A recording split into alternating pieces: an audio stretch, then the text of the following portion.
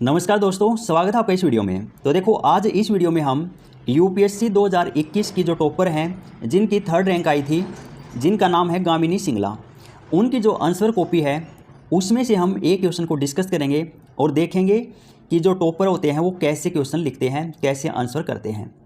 तो सबसे पहले देखो, हम क्वेश्चन पढ़ते हैं कि क्वेश्चन क्या था। देखो, क्वेश्चन है कि highlighting the changes introduced by the government of national capital territory of Delhi amendment act 2021 analyse various issues with amended act. तो देखो, क्वेश्चन ये है कि एक अमेंडमेंट एक्ट लाया गया जिसका नाम था government of national capital territory of Delhi amendment act 2021। तो इस एक्ट के द्वारा क्या कुछ चेंजेस किए गए, उनको हाईलाइट करना है।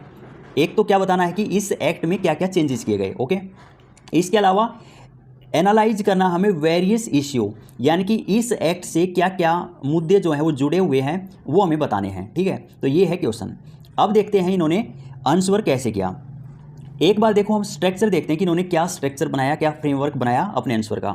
सबसे पहले देखो, इन्होंने एक छोटा सा इंट्रोडक्शन लिख रखा है। इसके बाद इन्होंने टू द पॉइंट, सीधा क्वेश्चन में जो पूछा गया है वही लिख रखा है। इसके बाद इन्होंने एडिंग डाली कि चेंजेस इंट्रोड्यूस्ड, यानी कि इस एक्ट के द्वारा क्या क्या चेंजेस किए गए, ये एडिंग डाल रखी है। इसके बाद इन्होंने बता रखा है कि कौन कौन से इश्यू विद अमेंडमेंट एक्ट, इस एक्ट से जुड़े हुए कौन कौन से मुद्दे हैं, कौन कौन से इश्यू हैं, ये बता रखा है। और सबसे लास्ट में इन्होंने एक छोटा सा कंक्लूजन लिख रखा है, निष्कर्ष लिख रखा है। तो इस प्रकार से इन्होंने कंप्लीट आंसर लिख रखा है, टू द पॉइंट। अब देखो, इन्होंने इंट्रोडक्शन में क्या कुछ लिखा। Government of NCT amendment act 2021 has made significant changes in the governance structure of NCT. तो देखो, बिल्कुल सिंपल सा इंट्रोडक्शन है। इन्होंने बता रखा है कि ये जो एक्ट लाया गया एनसीटी अमेंडमेंट एक्ट 2021, इसने जो है क्या किए, कुछ सिग्निफिकेंट चेंजेस किए हैं जो गवर्नेंस का स्ट्रक्चर है उसमें। तो बस सिंपल सी ये बात बता रखी है कि इस एक्ट ने गवर्नेंस का जो स्ट्रक्चर है उसमें काफ़ी सिग्निफिकेंट चेंजेस किए हैं, बस। इसके बाद टू द पॉइंट देखो, अब इन्होंने बता रखा है कि चेंजेस इंट्रोड्यूस्ड, इसके द्वारा क्या क्या चेंजेस किए गए। अब देखो, पहला पॉइंट क्या है, enhanced the significant of role of lieutenant governor, यानी कि इस एक्ट ने जो लेफ्टिनेंट गवर्नर का जो रोल होता था उसको इनहेंस किया है। ठीक है, इसके बाद सेकंड पॉइंट है इनका, Delhi government directed to make decision only after consultation with governor. इसके बाद इन्होंने बताया कि इस एक्ट में दिल्ली गवर्नमेंट जो है उसको ये पावर दी गई, डायरेक्टेड टू मेक डिसीजन, मतलब दिल्ली गवर्नमेंट कोई भी डिसीजन लेगी वो केवल गवर्नर से कंसल्टेशन के बाद ही लेगी। यानी कि दिल्ली गवर्नमेंट कोई भी decision after consultation with governor, governor से कंसल्ट करने के बाद ही कोई डिसीजन लेगी। ये चेंज किया गया।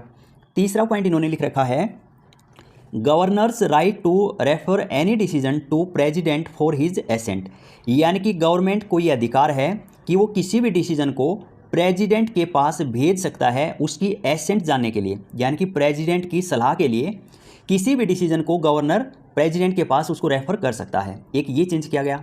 इसके बाद लास्ट जो है फोर्थ पॉइंट इन्होंने लिखा है, no power to the government to make administrative changes, यानी कि गवर्नमेंट को कोई भी ऐसी पावर नहीं दी गई जिससे कि वो कोई एडमिनिस्ट्रेटिव चेंज कर सके, यानी कि गवर्नमेंट के पास कोई पावर नहीं है एडमिनिस्ट्रेटिव चेंजेस करने के लिए। ओके, तो ये बताया इन्होंने कि क्या क्या चेंजेस किए गए। इसके बाद इन्होंने लिख रखा है various issues with amendment act, इस अमेंडमेंट एक्ट से क्या क्या मुद्दे संबंधित हैं उनके बारे में देखो।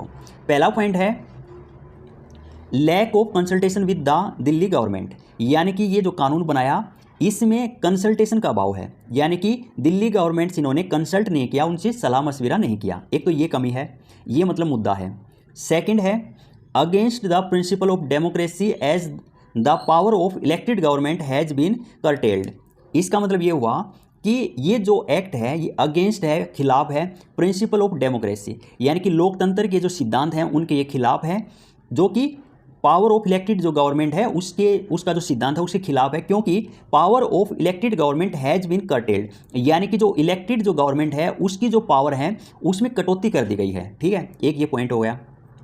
इसके बाद इन्होंने बता रखा है excessive control to governor appointed by central government, यानी कि जो गवर्नर होता है जिसको सेंट्रल गवर्नमेंट के द्वारा अपॉइंट किया जाता है उसके ऊपर एक्सेसिव कंट्रोल हो गया, यानी कि उसको बहुत ज़्यादा उसके ऊपर कंट्रोल कर दिया गया, जिसकी वजह से might lead to partisan decision.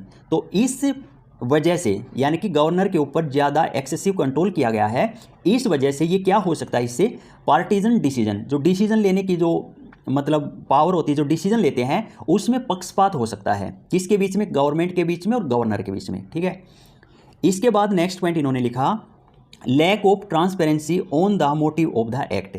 ये जो एक्ट लेके आए इसका मोटिव क्या है, उद्देश्य क्या है, इसमें भी ट्रांसपेरेंसी का अभाव है, यानी कि पारदर्शिता की कमी है। इसके बाद इन्होंने लास्ट पॉइंट लिखा कि hasty passing in the parliament despite objection, यानी कि पार्लियामेंट में बिना कोई ऑब्जेक्शन के इसको जल्दबाजी में जो है पास कर दिया गया, एक ये चीज़ हो गई। इसके बाद देखो लास्ट में इन्होंने एक कंक्लूजन लिख रखा है कि civil society must be consulted and their opinion and needs must be incorporated, यानी कि जो सिविल सोसाइटी होती हैं उनसे कंसल्ट करना चाहिए, सिविल सोसाइटी की जो ओपिनियन है या जो नीड्स हैं वो इनकॉर्पोरेटेड, वो जो है इन्होंने अपनाने चाहिए, उनको एक्सेप्ट करना चाहिए। And fresh amendment must be brought, और एक फ्रेश जो है अमेंडमेंट लेके आना चाहिए। तो देखो ये था इनका पूरा आंसर, जो कि काफ़ी अच्छा लिखा हुआ है, कंप्लीट आंसर है। सबसे पहले इन्होंने छोटा सा इंट्रोडक्शन लिखा, उसके बाद जो क्वेश्चन की डिमांड थी उसको इन्होंने फुलफिल किया, इसके बाद इन्होंने एडिंग डाल के लिखा कि इसके द्वारा क्या क्या चेंजेस किए गए, इसके बाद इन्होंने लिखा कि इससे रिलेटेड क्या क्या इश्यू हैं, क्या क्या मुद्दे हैं, और लास्ट में इन्होंने एक छोटा सा कंक्लूजन लिखा। तो इस प्रकार से कंप्लीट आंसर था। तो आज की इस वीडियो में बस इतना ही, मिलते हैं नेक्स्ट वीडियो में एक और आंसर के साथ। Thank you.